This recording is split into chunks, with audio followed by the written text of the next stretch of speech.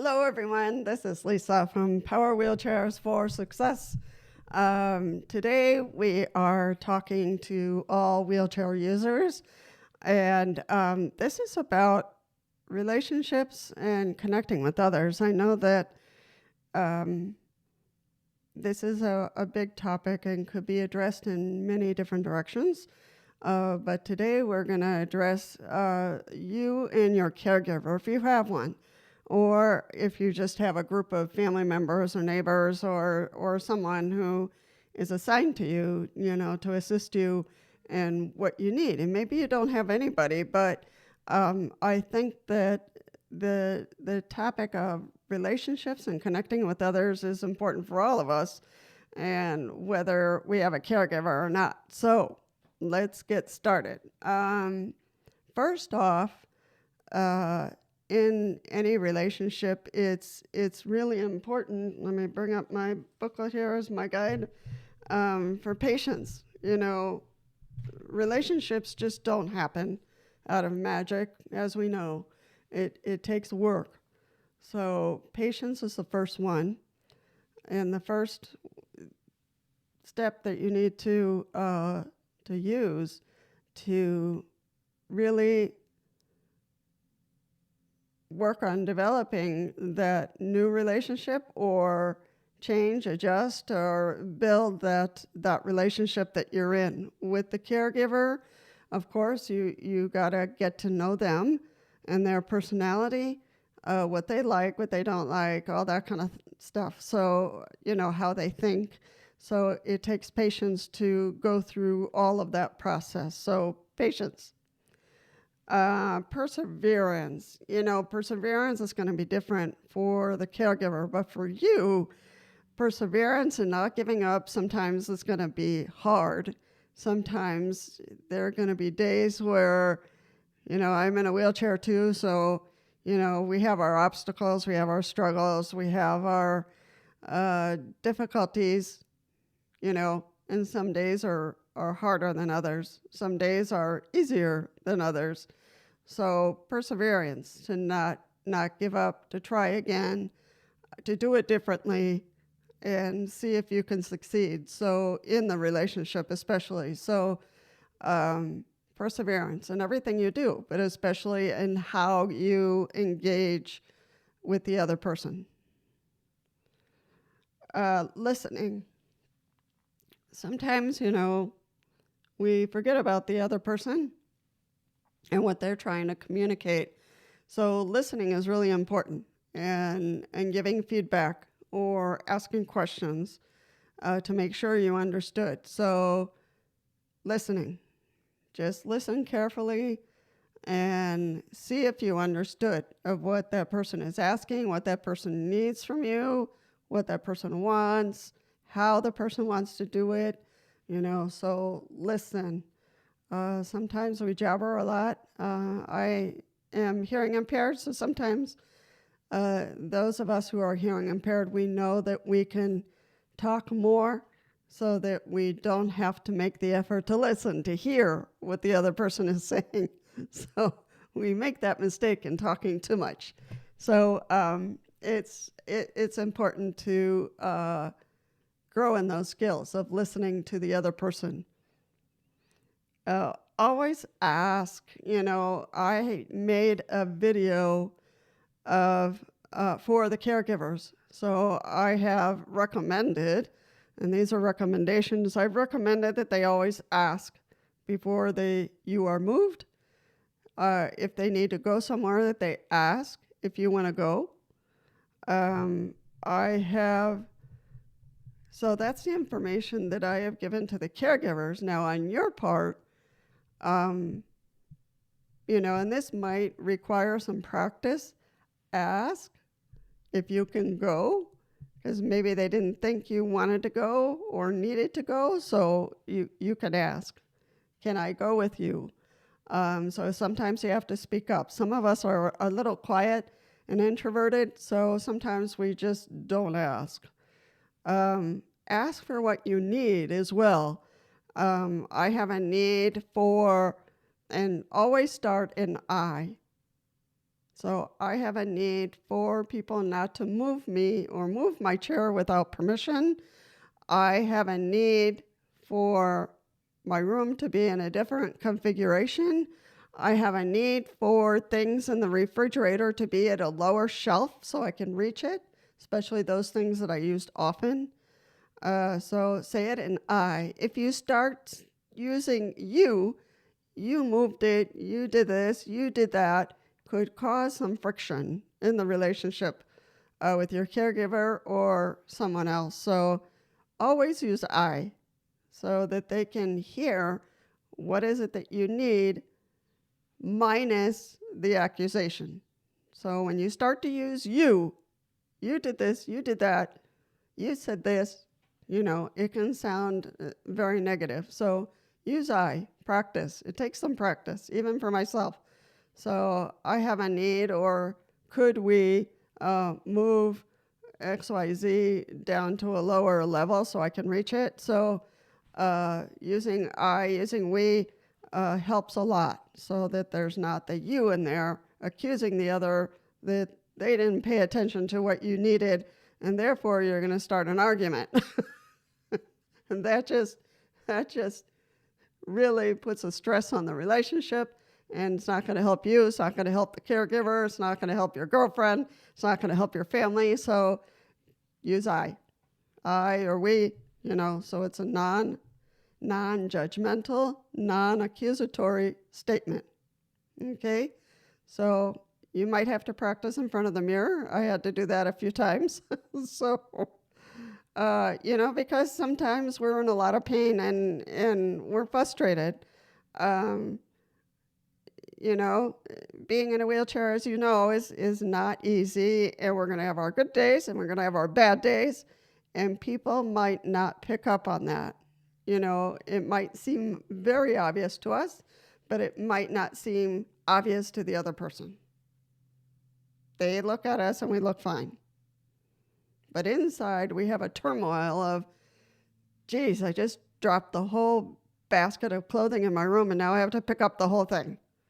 So, and they don't know that. You just arrived at the kitchen and they don't know what just happened to you in your bedroom. So I just fell out of my wheelchair. I'm in pain now. And I was able to get back in, but this day is just not working out for me. So those are, if you don't tell somebody, I just fell, I'm okay, but I'm really frustrated. The day's been really difficult. So, you got to communicate. You got to say what's on your mind. And for some of us, that's really hard. Sometimes we don't want to talk. Sometimes we don't want to talk to our caregiver. Sometimes we don't want to talk to our girlfriend. We just need time alone. And that's okay too. Again, express your needs. If you need that time alone or you want to work on something, I want to go to the market today and pick up XYZ. I want to do it on my own. Let the caregiver hear that. Let your family hear that. Let your friend hear that so that they understand where you're at. If you don't communicate that, you just blow up, then they're not going to understand what is it that you needed. So, or why you blew up, because sometimes there are things that are festering us and that are just, and we don't share it. So then if we don't share it, then people around us can't work with us or walk with us.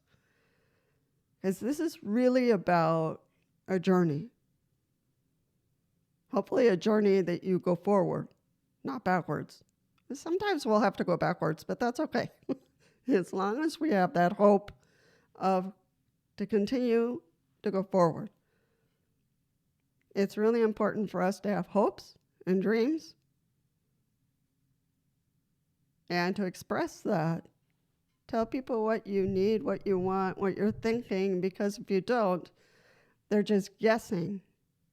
They'll just have to guess, and when we try to guess, we usually guess wrong. The person who's trying to reach out to you will guess wrong, and then you'll get more frustrated. So it's a two-way street. It's important for you to listen, to express yourself, and for the other person to also respond and say, well, I really can't go to the market with you today, but how about tomorrow? And negotiate, so that it doesn't turn into an argument. It turns into a dialogue that you consider their needs, they consider yours, and you get somewhere. But being angry all the time and lashing out and just pushing people away from you is not the best thing. Not the best thing to do. So, not the best thing. You can do it, but in the long run, it's going to cast a darkness over you. So, granted, we go through our bad times. We will. We won't be able to avoid that. It's part of human nature to struggle, to have those goals or what we wanted to do, our dreams don't enter into reality, maybe not at that moment. Someday they will. And that's very frustrating, scary, maybe. So just remember that your work with your caregiver is a two-way street. It's not just about you. It's not just about the caregiver.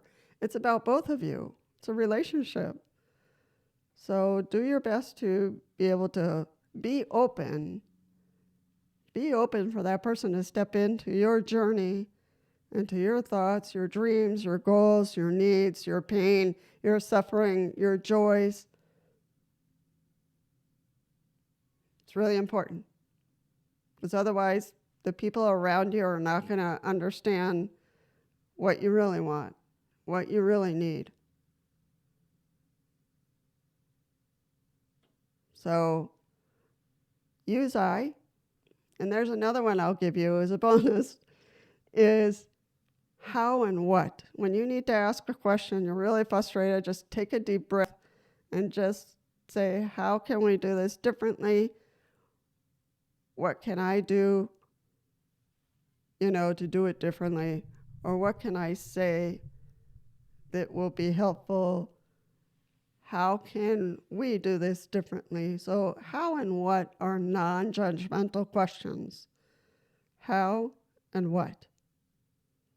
And the I statements is taking responsibility, saying, I was crabby yesterday, so sorry for that. I have a need for some items in the refrigerator to be at a lower area so I can reach them. I have a need to rearrange my room because I'm getting stuck and I'm tripping and, it's not working for me. When could you help me to rearrange things? Or I had a thought of moving XYZ. So, just I, we, what, how. So those sentences will help you maintain the relationship, grow in the relationship. And I think that, a relationship requires work. It just doesn't happen magically.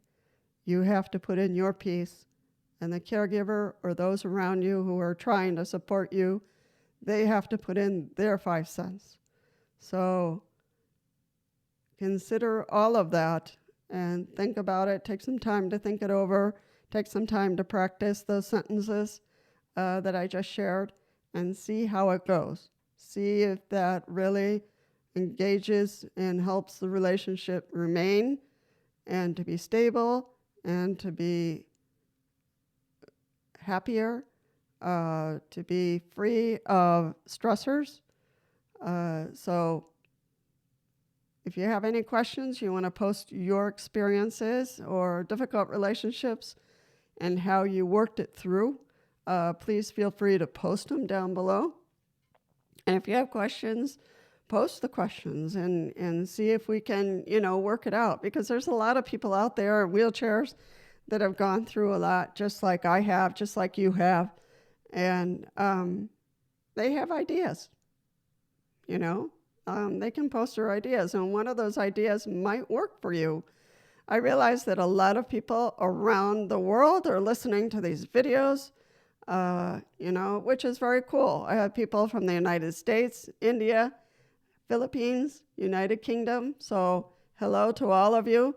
And thank you so much for your support, but especially for those who are in rural areas and don't have access to this kind of information that is helpful to figure out, okay, I'm in a wheelchair. I'm really frustrated, really just having trouble here with my family or with my caregiver. It's too much for me. I need to take a step back, and how else can I work this out? So I want to keep on posting some ideas for you so that you can work out these issues, because they're going to come up, whether it's with family, friends, girlfriend, boyfriend, and ideas are important to do things differently, because sometimes we try to solve a problem the same way and it doesn't work, and we try it again the same way and it still doesn't work. So it's really important to try other ideas and see if that helps you break through in your relationships. All right. Well, I'll also leave some other I'll leave a list of what we just talked about at the end of the video. I will also post down below in the description some links so you can kind of look at, read about, and see if that also helps. So thank you for coming. Thank you for listening. And I will see you in the next one. Take care. Bye-bye.